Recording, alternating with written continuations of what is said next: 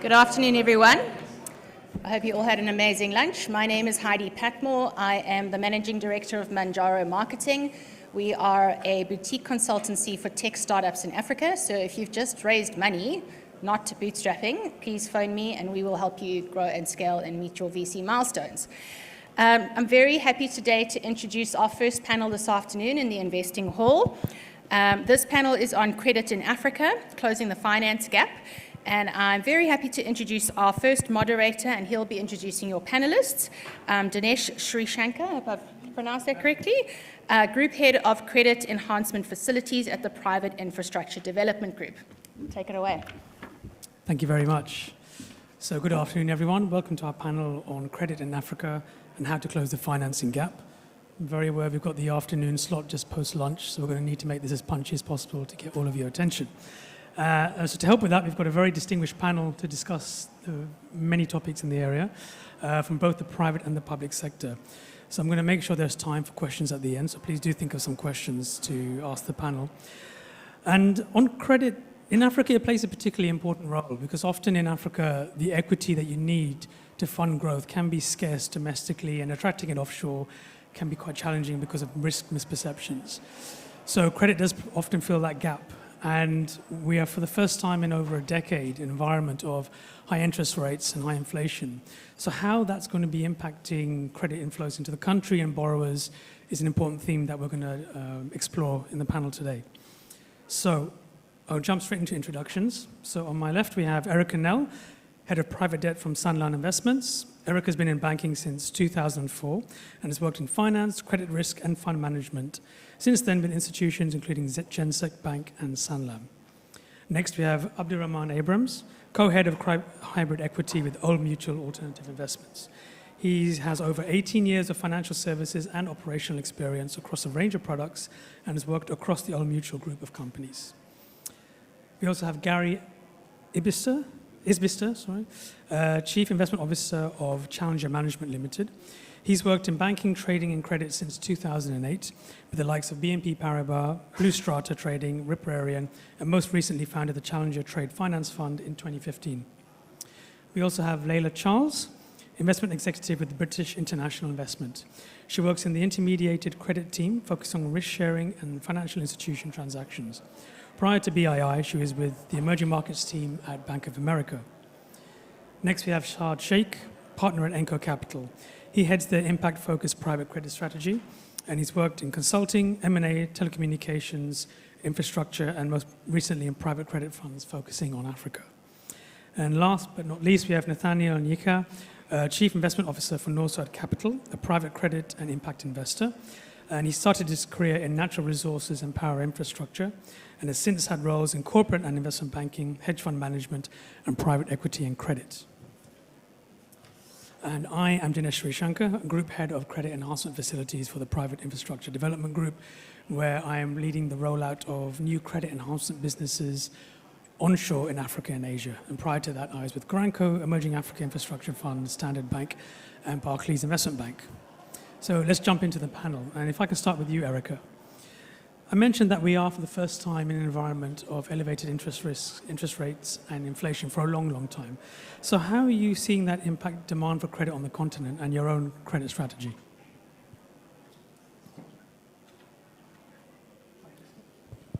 Is this on? Can everyone hear me? Yeah, so I think Saad and I have been on the same panel for 3 years now, and I think my story doesn't change.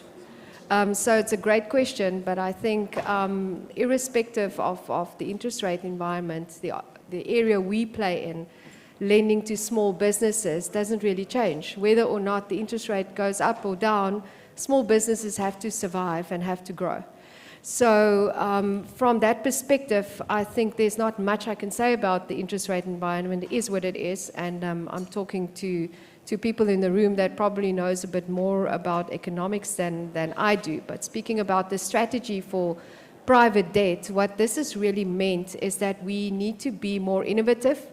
When we fund these small businesses, they continue to look for capital, raising debt, And in this interest rate environment, we really have to look at how do we structure the debt for these small businesses, what they can afford, what are the repayment terms, and one example on how our strategy has now changed due to the interest and inflation rate increases is we're now starting to match the cash flows of these businesses more closely to the repayment.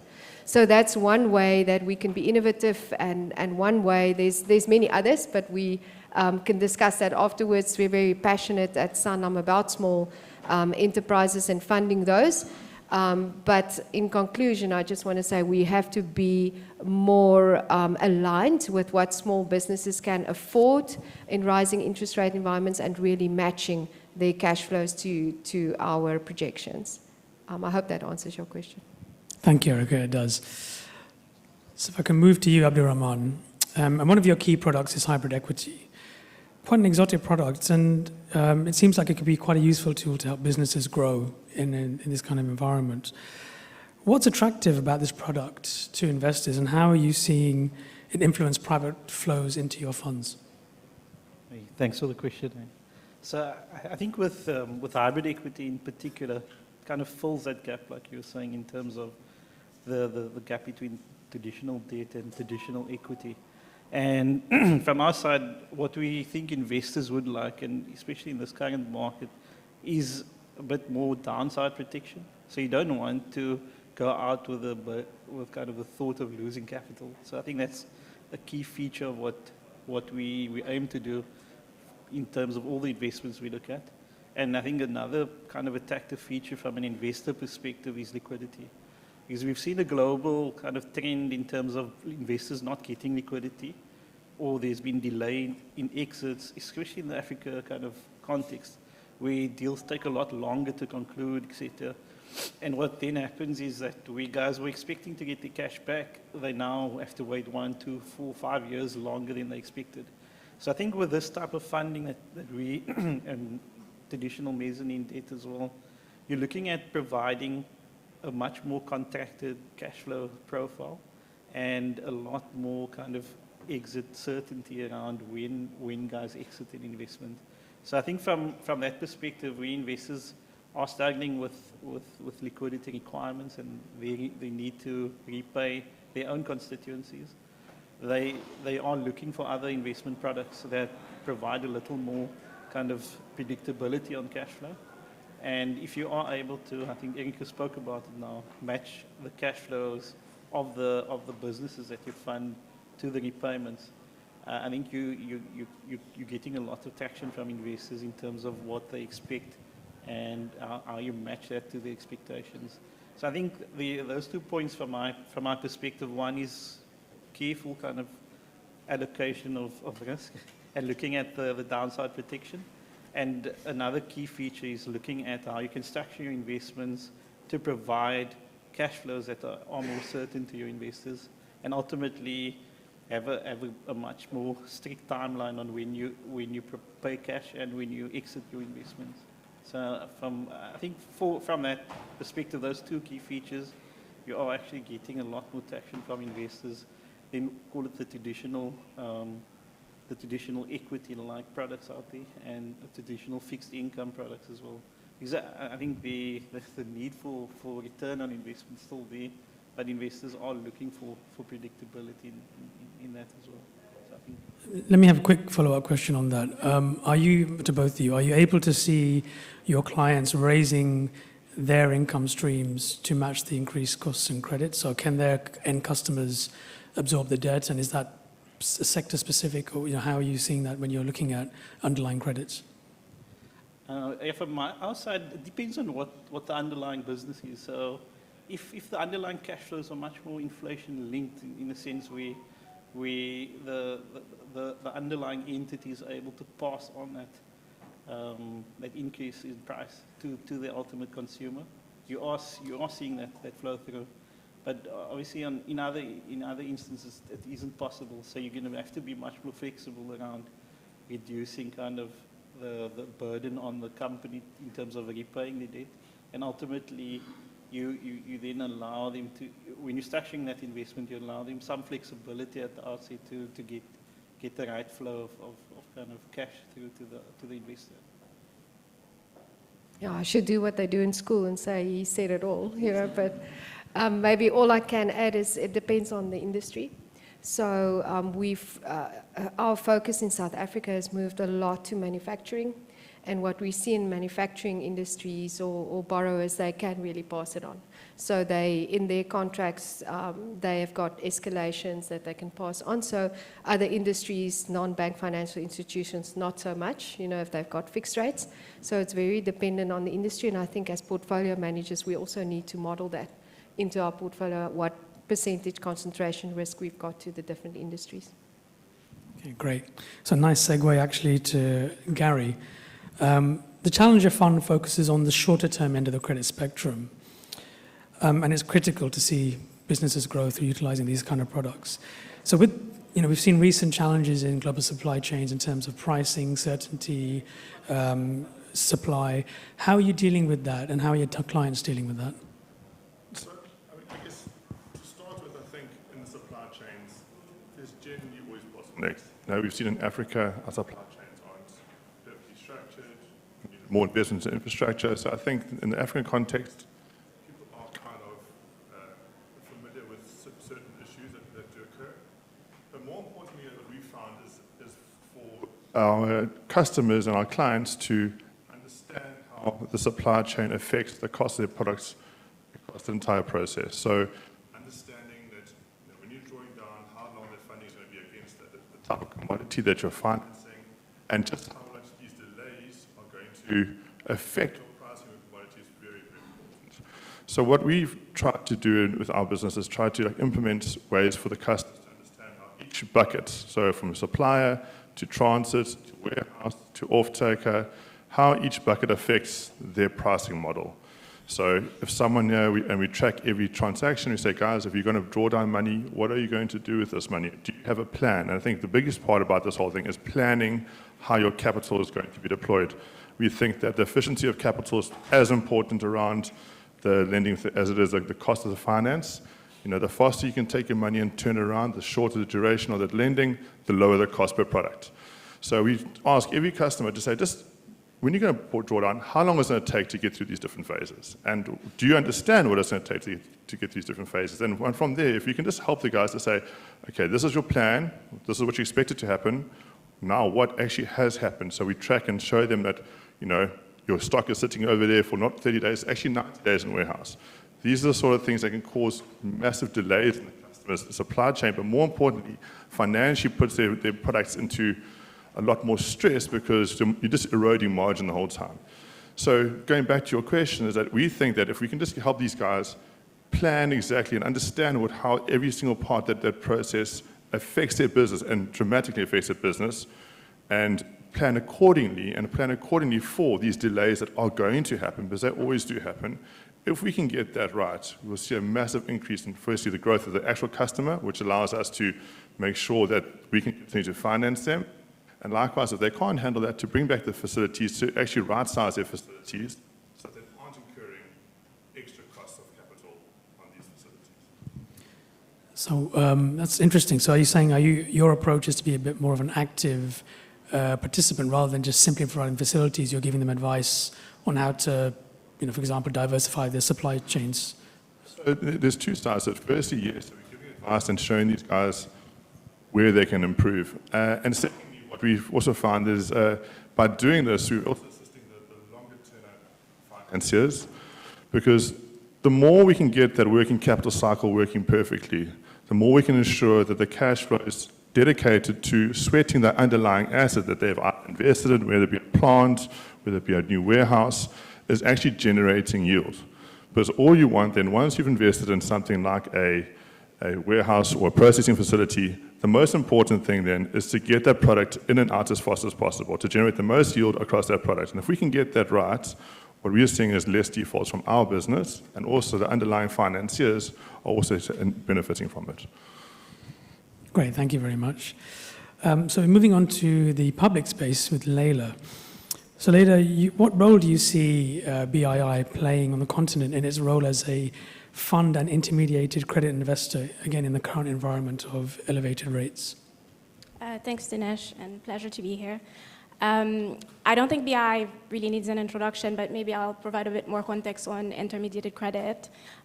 So towards the end of 2019, BI effectively launched a bespoke strategy to really address the acute need for credit in our markets. So the intermediary credit strategy is one whereby effectively we partner with intermediaries, whether these are banks, fund managers, or other financial institutions, effectively to provide them with flexible financing solutions, but also credit risk mitigation. And I'm saying that because it partly helps answer your question. Our role and additionality, I believe, as a DFI, but also as an intermediate debt investor, is even more important in the current environment. Firstly, we're able to take higher risk in return for impact, which is very important, especially in the current context where traditional lenders are facing constrained risk appetite. And obviously, higher interest rate, as the other panelists mentioned, pressure on credit quality and default rates. But also separately, as mentioned earlier, we also provide credit mitigation. What does that actually mean in practice? What it means is that we're able to accompany banks in those stressed periods by providing them with partial guarantees that then allow them to continue lending while managing their concerns around like risk limits and risk appetites, and this is quite important. Second, I would mention that obviously we're a patient long-term investor, which means that obviously we're here to invest in a market even if we're facing more broadly reduced capital allocations to EM. And as part of our strategy, one of the tools that we have to invest in are private credit funds, right? And so what this allows us to do is to really partner with alternative lenders, so fund managers that are actually able to provide more flexible pricing, more flexible repayment terms that obviously are much needed in the current environment. Finally, one of the things that I do want to mention, though, is often when people think pricing, interest rate, and DFI, they think concessional. But I think one of our key objectives is to really mobilize commercial investors in our investments, in our markets. And it's quite important that we do not distort the market in that way, right? So we don't want to offer off-market terms or subsidized pricing if we're not being compensated for the risk or in terms of impact. And then finally, I think as a DFI, responsible investing is always top of mind. And it's important, especially, where you have lenders that are charging interest rates to end borrowers. We want to make sure that they're doing this in a responsible way. So this is something that we also keep in mind as we assess our investments. That's great. Thank you very much. So impact is increasingly a critical metric, not just for the public sector, but also private sector credit investors. So on that note, Saad, how you've got a private credit strategy that also puts impact at the heart of it. How do you balance that up with the need for commerciality, particularly as your investors are looking for private sector level returns? Thanks, Denesh. And obviously a very critical aspect of our investment thesis. We believe as conscientious investors that Africa is a developing market and needs products to support that environment. And I think you, through your products and a number of the panelists here, are doing that. And we believe in the same kind of hypothesis. The way that we are structuring our credit is we're balancing two kind of key thresholds here. One is commerciality, as Leyla's mentioned, that we're very kind of aware of the needs of capital to the businesses and the yields that they can then extract out of the businesses. So to your earlier point, how does the higher for longer or higher interest rate environment affecting Africa? I think that's to be thought about. But if you layer on 20-25% coupon on a business that'll eat into its working capital, that is going to eat into its cash flows, which means survival for these businesses is at risk. So you've got to wear that as a hat, or in your thinking, you've got to really think through that. So we're conscientious investors in that sense that and this has been mentioned before, that we look at the cash flows, the real kind of what is the affordability angle there. And some businesses don't work for us, and that's where our commercial hat comes in. But while we're assessing the commerciality and how much we can extract out of the business in terms of value, we're also thinking about how much the business can gain from our capital. And that angle is very, very important, because then it becomes a meeting of minds. Then it's about risk sharing and kind of being equal to your counterparty as well. So it's very important to be adequately priced, but also you're creating value within the business. The value that we associate within a business is by incorporating impact themes. So there are 4 impact themes that we look at. We're very focused on the Gender 2X agenda, about empowering women, but also making sure that that is not just a kind of a flag there, but it's supposed to create real value. And we've seen that number through numerous instances that is real value that can be created and sometimes is missed out.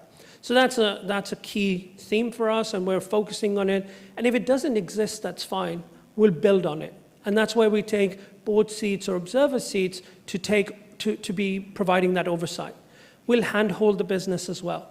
So we know that these are instances that we're creating within the business that the business might not immediately find valuable. But over the long term, over my last 10, 11 years of investing, I've genuinely seen value being created through these impact themes. And businesses realize it just a little bit, kind of they're behind the kind of 8 ball a little bit. The second impact theme that is quite a focal point to us is kind of the environment and climate change.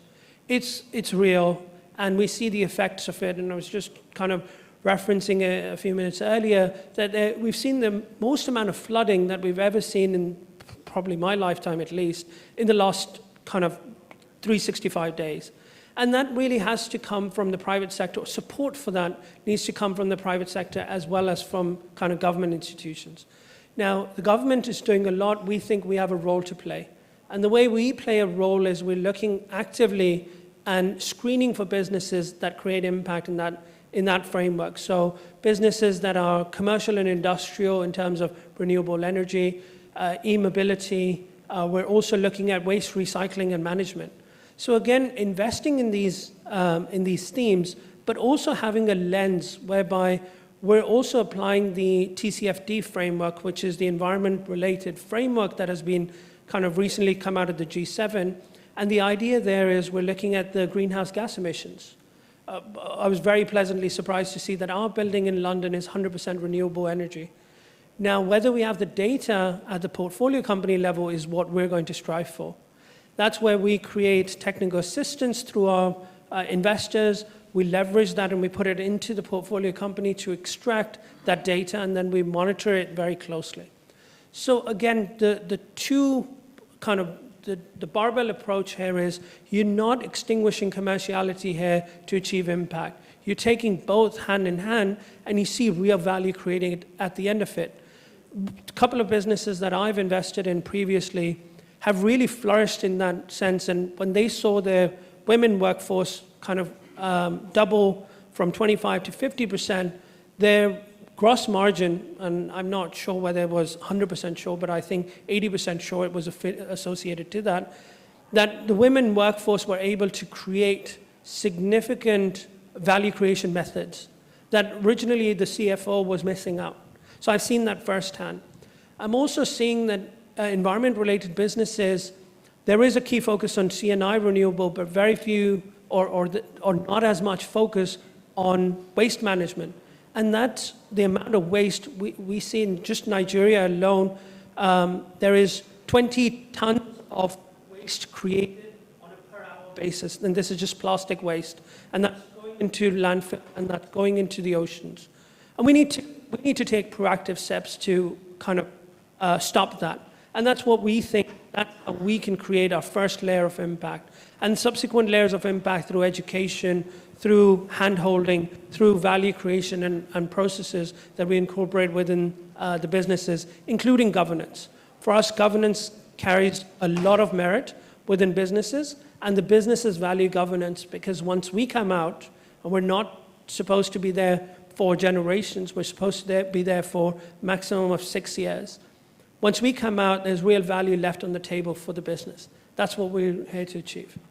Thank you, Saad. Very reassuring to hear the impact story so positively from a private sector investor, not just the public sector. So thank you for that. So Nathaniel, last but not least, Norsad specializes in credit products that sit between equity and senior secured debt. How are you seeing businesses utilize this more exotic part of the capital structure to fund growth in the current environment? Okay, thank you, and good afternoon all. I know you said last but not least, but I'm trying to figure out who still gave me the shortest chair, because I feel like I'm the least. But anyway, I'll still go on with it. Look, first of all, we look at it in purpose. As Norsad, we first of all, our purpose is to build a better Africa. So high interest rate, low interest rate, whatever environment, it's like, why do we do it? Which is around purpose.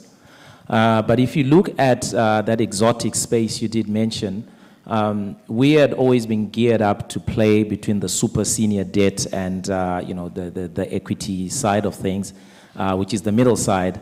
And that middle end, the manner we play it has been always to be catalytic to projects, because that bridge financing or that, bridging that gap is quite important in terms of, escalating projects from, say, a late, early stage, right, until through the growth stage, until the company becomes mature.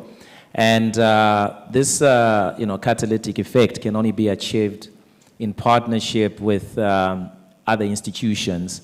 So the product we offer can't occur in isolation. It has to occur together with, say, the banking institutions, DFIs, as well as sponsors of businesses. So in this kind of environment, in a high interest rate environment, one of the key elements to actually make it work is actually what I would call coordination or partnerships.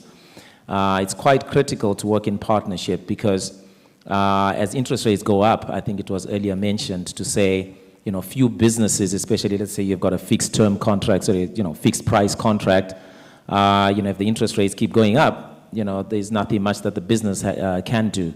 So you have to be flexible, which is why at Norsad we're offering the tailor-made debt solutions.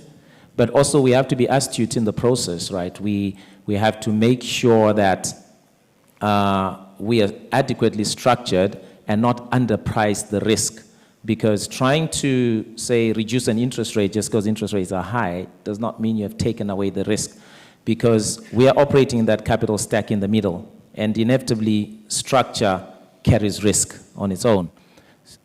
I told you there was something wrong. So, okay, the microphone is back.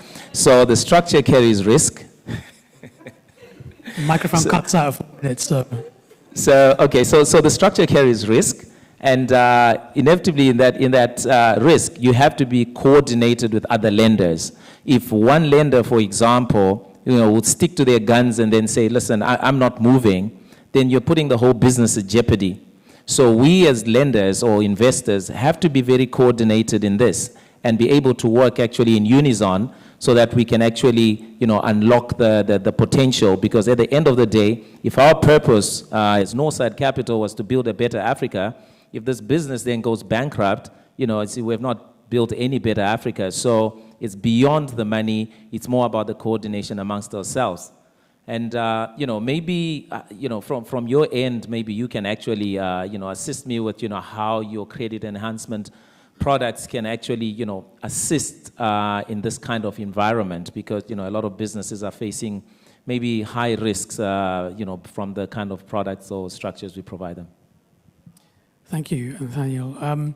So the Private Infrastructure Development Group has been active in the credit guarantee space since 2006. And it's not easy, but it's probably one of the most impactful instruments you can use because you are always forced to work, not forced, encouraged to work with the private sector and leverage what the private sector is doing because you don't fund. So that's, the predominant ways we've seen it, there are two ways, either mobilizing the banking market and helping them overcome specific limitations that they're facing. It depends on the market. It could be risk appetite limitation, liquidity limitations. There are credit guarantee products to help resolve that. But the more meaningful long-term impact, I think, is mobilizing and developing the capital markets.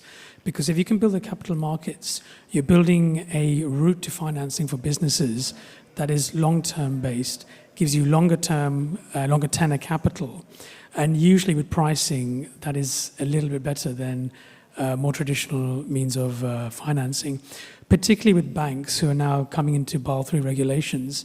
For them to be extending longer tenor financing is increasingly expensive. So really, the model I see in the future is banks originating, structuring, advising these kind of facilities, but then looking to syndicate or bring in syndicates with the capital markets, and that's where you get credit guarantees coming in to help mobilize investors in. There are very, very deep pools of liquidity onshore in local currency, in typically the pension funds and insurance funds. They're usually very, very heavyweight in government securities. Like in Ghana, for example, that's not playing out very well at the moment. So if you can bring these investors infrastructure-linked bonds or other types of credit products which are rated equivalent to the sovereign, which give longer tenor, a slightly better yield, it's a great diversification play for them, and it helps them to match the asset liabilities as well, and it gives the borrower a new avenue of financing. So, and all under the context of local currency, where their businesses are not forced to take appreciation risk typically faced with hard currency financing. So it's a very flexible tool. It can be used creatively as the practitioner wants. So I think we're making a small impact, but I think we want to work more and more with all the other stakeholders in the market to try and leverage this product and help it deliver more growth on the continent. So thank you for the question. Now, I think we are just in time now for some questions from the audience. So yeah, if anyone's got a question, please raise your hand and we'll pass the mic to you.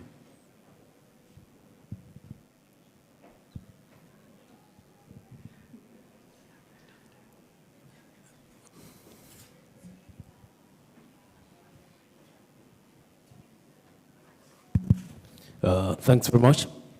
My name is Clinton, coming from East Africa, Uganda. My question is going to the gentleman next. Yes. Me? Yeah. You mentioned that you're happy that where you work from is fully enhanced by... Sorry, say that again. You're breaking up in the mic. You mentioned that the building where you sit or where you work from, it's purely enhanced by solar, right? That's renewable. Renewable. All right. We are facing lots of troubles, especially to finance the green products in Africa. How best can you help the green products in Africa? It's a great question. So a third of our fund looks at renewable sector, or part of that kind of strategy looks at renewable energy, right? So when we look at commercial and industrial level renewable energy, that could be a small business looking to put or small and medium-sized business looking to put a solar plant to extend their energy requirements and not just rely on the grid. This is more common in geographies where the grid is not reliable or the energy costs are supremely high, and you want to diversify away from that.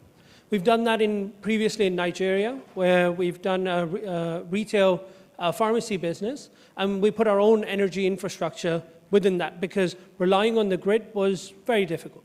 So commercial and industrial related renewable energy projects are very, very kind of core importance to our strategy. We do look at them, and the way that we look at it is if there's a PPA or a power purchase agreement in place. Now, if it's a corporate, it's just within the own intermediary, right? So you're buying your own energy. So you don't necessarily have a contract, but you're also the captive client. So as long as we feel value within the business, the underlying business is generating the cash flows to meet the obligations of this commercial and industrial level, let's say 5 megawatt solar plant, we would invest there. Now, it would almost be looked at as a brownfield project for us, but from a business perspective, they're branching out into an energy source that they could previously not access, and they don't have the capital to put down to buy that. So this is a very kind of effective tool for them to branch out into an energy source that earlier was not on the table, and makes them more efficient. So brings their cost, which is a significant cost in Uganda, I know about 30%. I did a water bottling plant in Kampala, or just outside Kampala in Namangwe. And the challenge there was 30% of the fixed cost was coming from energy. And the Chinese manufacturers had energy rebates, but Ugandan manufacturers didn't. So I've been through that problem. But here you're kind of coming out of that problem through an energy infrastructure that is there to stay. And these are kind of 15 to 20-year infrastructure developments that you're creating within your business. So you're good to go for another 15 years. That's how we think about it. Thanks very much. There's another last one. We happen to have different carbon projects in our country, but platform so that we start trading the carbon credits. But setting up cross-cutting priority area as a solution to support the ESG pillars in this world. Yet there seems to be some bit of market attractiveness globally. No, absolutely. So the way that we would do it, for example, is we invested in a business that is now providing growth capital for the underlying business to grow it. Secondly, we provided them infrastructure to build that solar energy plant. This next step to take us out, or maybe even for future growth capital, we could take them to the public market, have a listed bond, right? So you can list it in Mauritius, for example, and have international investors invest in it. Those are strategies that we work out with entrepreneurs to figure out how their trajectory continues even after repaying us. And the focus for us is always being repaid by the business. We're not in the business of being refinanced out. So this is an additional strategy that we put on the table for the business to think about, rather than just being worried about our debt. So it's about that education. It's about taking them along the journey with you, and getting them up to a scale that otherwise they wouldn't have without our money. So that's kind of how we think about it. Thanks.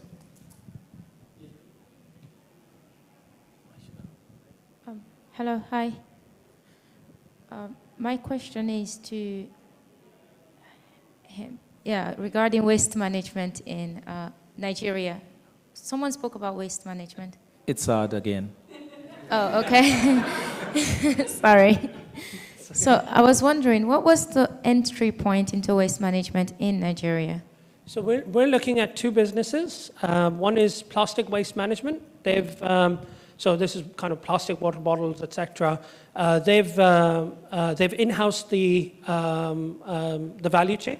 So they have deposit centers through which they access the bottles, and then it comes to the factory in just outside Lagos, where they process this plastic. And the shredded plastic, PET pellet, is then exported to Europe, for example. Coke, Pepsi, all of these guys have a need of 60% of their plastic bottles to have renewable materials. So they're exporting to that. Now, the problem that we found with that business is it can't sign a contract with Coke, because Coke's minimum requirement is 60,000 tons a year, and they're only doing about 38,000. So our capital goes in to help them source more and process more, so they can at least sign a contract. That makes the business legitimate. So that was one point of entry, and the other one is metal waste recycling, so non-ferrous metal, and this is aluminium ingots that they create, and then they sell it to Japan with car manufacturers. Again, dollar revenues, local currency costs, it's phenomenal models, but slightly kind of under-financed. So that's where we're coming in.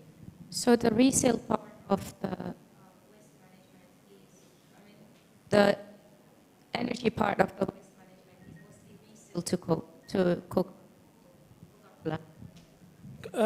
Yeah, the offtake is currently from a number of buyers, because they can't sign a contract with Coke. But to our aim is that we are able to get them to a level that they can. Now, a lot of plastic waste can be used locally, so maybe they'll never stop selling locally, but at least we want to get them to a scale that they become an accomplished business within Nigeria.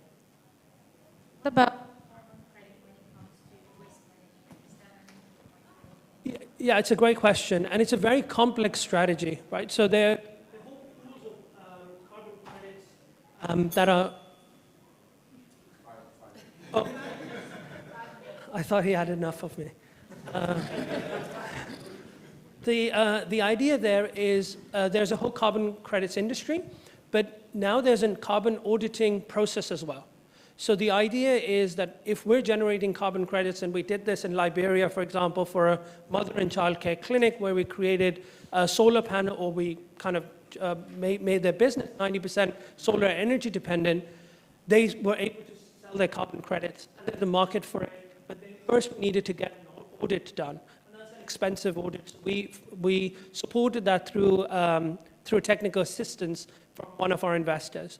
That's the whole idea, that you're piecing this whole value chain with some catalytic capital, as mentioned, but the idea is you're not foregoing your returns at the same time. So there are several ways of kind of skinning this cat, so to speak.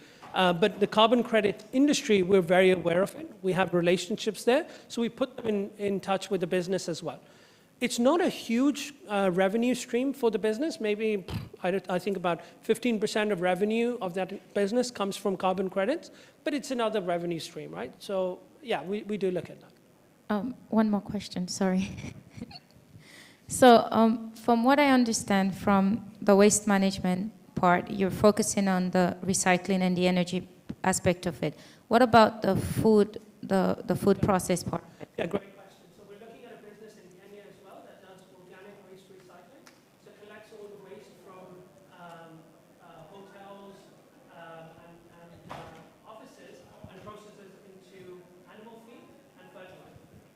We do those business. Thank you.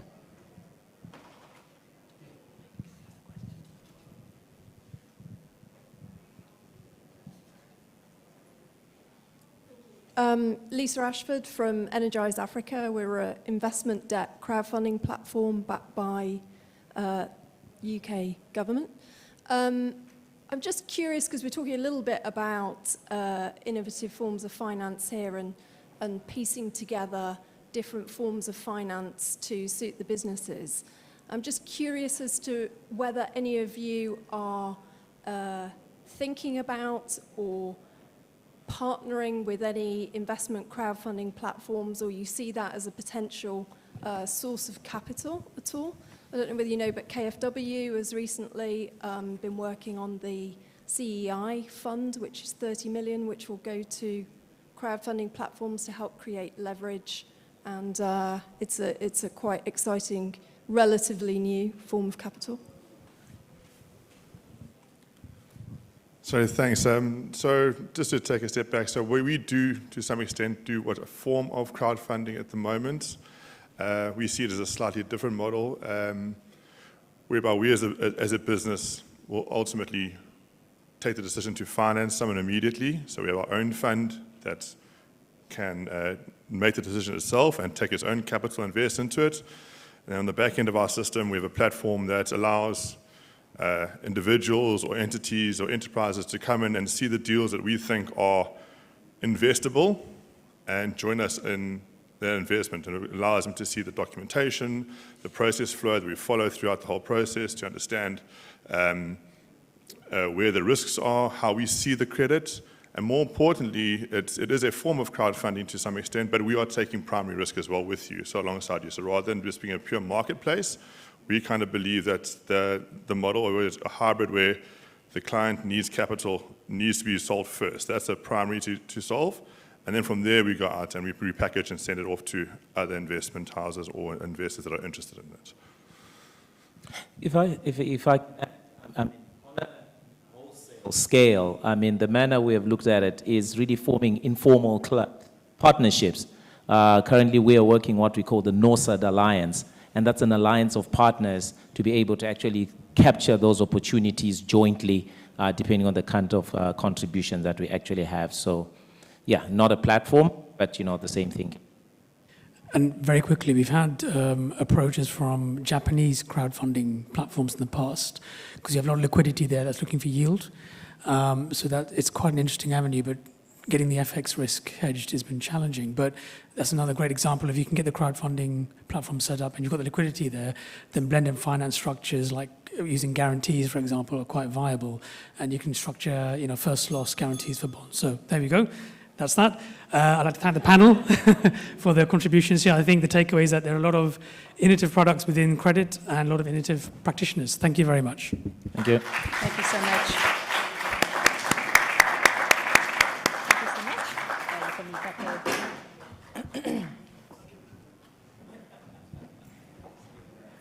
You break it, you pay, hey?